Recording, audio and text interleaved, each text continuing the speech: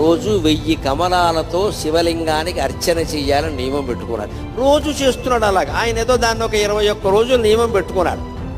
20 రోజులు సాగింది. శివుడు ఊరుకుంటాడా? విష్ణువైనా సరే పరీక్షే. చివరి రోజు పరీక్ష పెట్టకుండా సర్టిఫికెట్ యూనివర్సిటీ వాళ్ళు కూడా ఇవ్వరు కదా, దేవుడేలా ఇస్తాడండి. 21వ రోజు ఇంకా పూజ ముగుస్తుంది కదా అని విష్ణుమూర్తి సంబరంగా ఉన్నట్ట.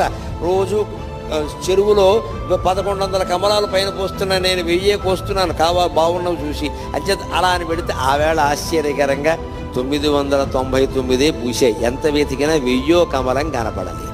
ఏమిటిది? ఒక్క కమలం తక్కువైంది.